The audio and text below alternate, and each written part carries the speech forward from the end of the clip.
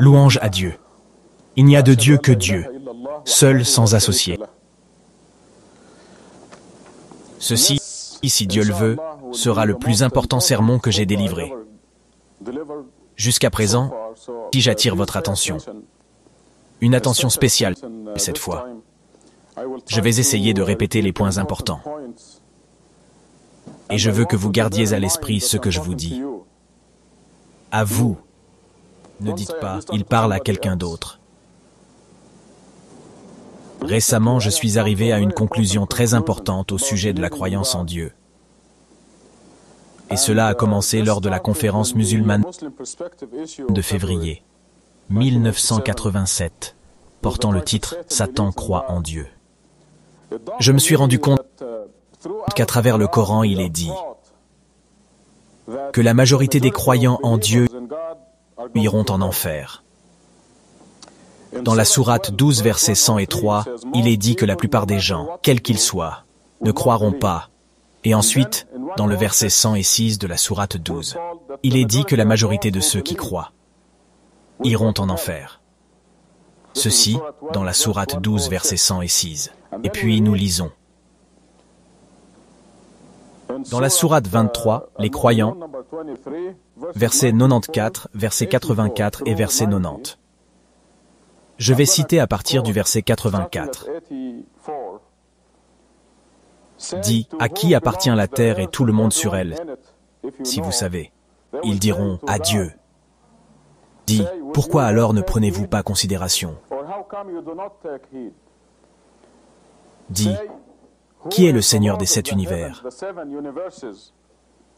Le Seigneur du grand règne. Ils diront, Dieu. Dit, pourquoi alors ne devenez-vous pas droit?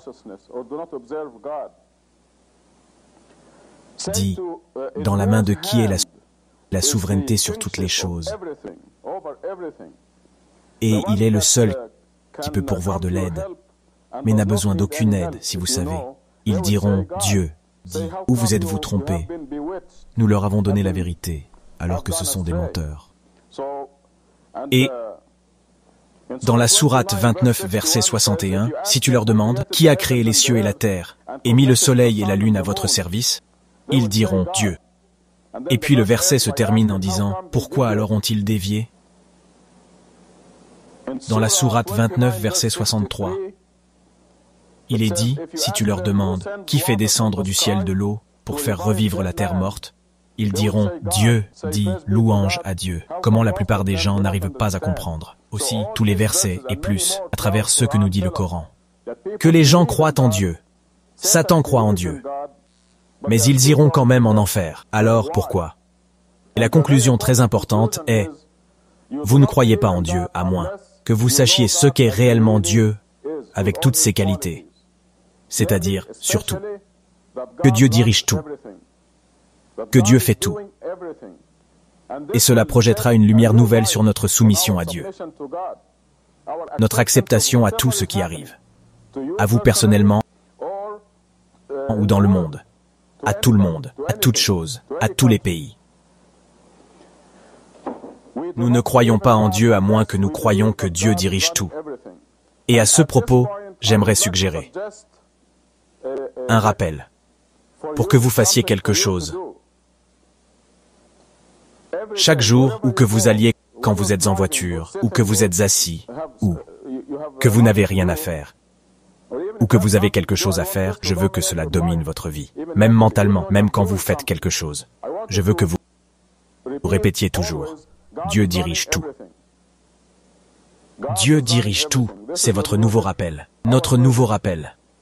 Parce que le monde entier vous semblera différent. Quand ce qui arrive peut vous transformer en un opposant, pas un partisan. Cela vous rappellera que Dieu fait tout. Et que vous vous opposez.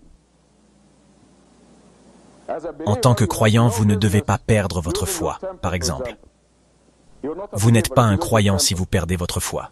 Et comme je l'ai dit au début du sermon, je vous dis, ne dites pas, il parle à quelqu'un d'autre. Je vous parle à vous. Oui, toi, Abdullah, Gatut, Mutasham, Ahmad, l'autre Ahmad, Franck. Je vous parle à chacun de vous. Vous ne devez pas perdre votre foi, parce que cela indique que vous vous opposez à ce que Dieu fait. Nous devons savoir que Dieu fait tout, même les choses que fait Satan. Elles suivent la loi de Dieu. Un bon exemple dans le Coran est, avant la création d'Adam, Dieu a dit aux anges, « Je vais mettre sur la terre un représentant ». Ce qui veut dire que Dieu savait bien sûr qu'Adam allait être dupé par Satan et allait descendre sur terre. Parce que, après, quand Satan a trompé Adam, Dieu a dit, descendez sur terre, vous tous. Mais cela, avant la création d'Adam, Dieu a dit aux anges, je vais placer sur la planète Terre un représentant, l'être humain. Aussi, même si Satan a tenté Adam et Ève, Dieu fait tout, parce que tout est fait en accord avec la volonté de Dieu. C'est notre nouveau rappel. Quand vous conduisez, quand vous êtes assis, quand vous faites quoi que ce soit, finalement il se produira mentalement que chaque cellule de votre corps dira « Dieu dirige tout ». Et c'est ça le vrai croyant. C'est le croyant en Dieu qui n'ira pas en enfer. La majorité des croyants en Dieu vont aller en enfer, parce qu'ils ne croient pas que Dieu dirige tout. Dans la sourate 8, verset 17, un exemple classique. Ce n'est pas vous qui les avez tués, c'était après la bataille, une des batailles de l'islam primitif. Ce n'est pas vous qui les avez tués, c'est Dieu qui les a tués. Ce n'est pas vous qui avez tiré, quand vous avez tiré, la flèche, ou le pistolet, ou autre chose. C'est Dieu qui a tiré. Je veux dire que c'est une conclusion très importante. Et c'est pourquoi c'est le sermon le plus important que je vous ai donné.